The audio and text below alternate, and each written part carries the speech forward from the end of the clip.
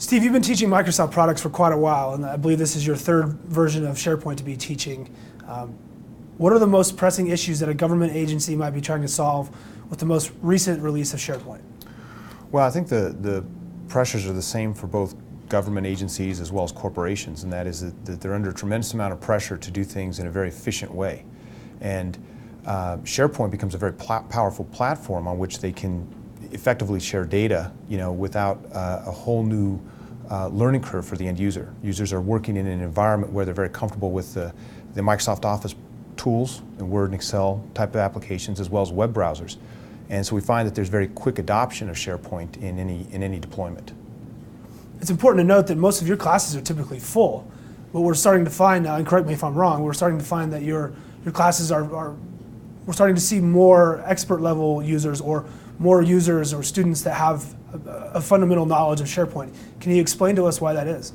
Well, ever since Microsoft released SharePoint 2007, it's been one of the fastest growing products they've ever developed.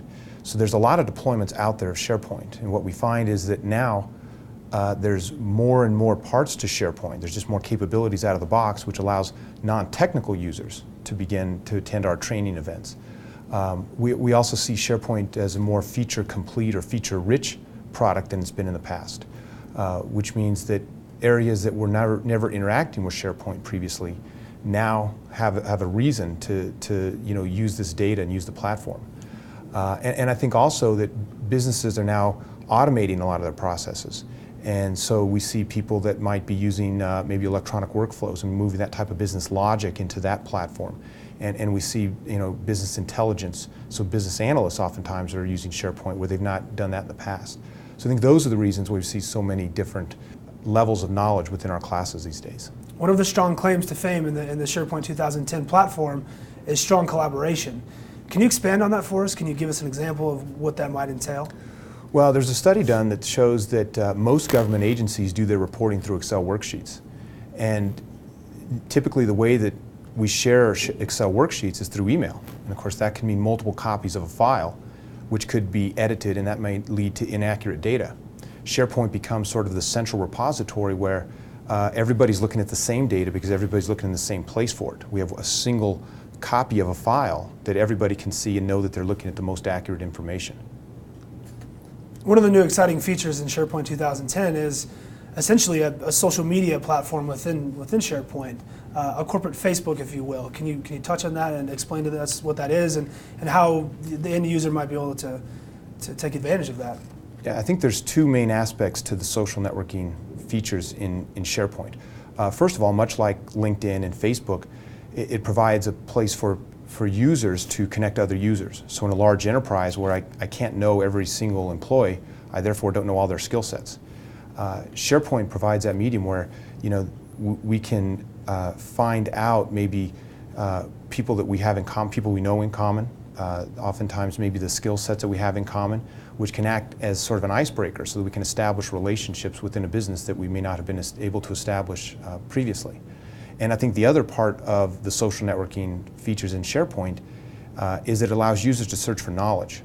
So SharePoint has a very, very robust search platform, but sometimes we're not looking for data necessarily, we're looking for knowledge. And SharePoint allows users to create a My Site where they can detail their past projects and experiences and skills, and we can search by that and find users who have a skill set that I may not have known about before. Are there any areas where you see SharePoint 2010 helping or aiding with government entities or agencies? I think one of the things that SharePoint does very effectively is it allows the end user to have the tools at their disposal that they need to do sort of self-management of their environment. So users can create sites, users can customize those sites, users can dictate who has access to their sites and to the data. They can actually define the functionality of a site. And so what this allows is SharePoint to be a very organic platform within a company. So as the company evolves and grows, SharePoint can evolve and grow along with it.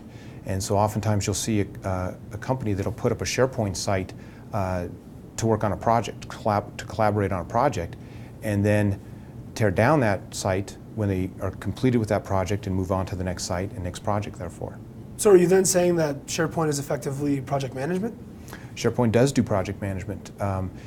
SharePoint is very diverse because of how connected it is. It can pull data from a number of different data sources and present that meaningful data to the right audience.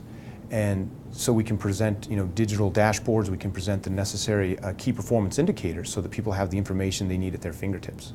Is it safe then to say that SharePoint is more effective than Project Plus, the Microsoft Project Plus environment or platform? Well, I would say that those tools complement each other. I think that the idea in Microsoft is that all their products are going to integrate, and when we take SharePoint and integrate it with a product like Microsoft Project, it allows us to have some synchronization, some sharing of data between those applications.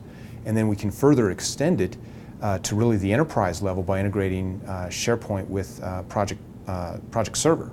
And now we have the most robust and most flexible platform for enterprise project management tasks. How do you see the adoption of SharePoint 2010 within government agencies and entities changing in the next 2 to 3 years? Do you see it growing? Do you see it tapering off? What can you say about that? I think that we're at the beginning stages of this, of the real SharePoint adoption. I think that there's a lot of untapped markets out there. SharePoint, as I said, is more of a feature-rich component now than it's been in the past. And so there's a lot of workspaces, I think, out there that maybe didn't quite fit before, but now it's certainly going to be a mission-critical application. And I think that what we're going to see really is people beginning to develop applications and really build upon the platform that SharePoint provides out of the box. So that's why it's such a fun product to be involved with, because the capabilities of SharePoint are virtually limitless.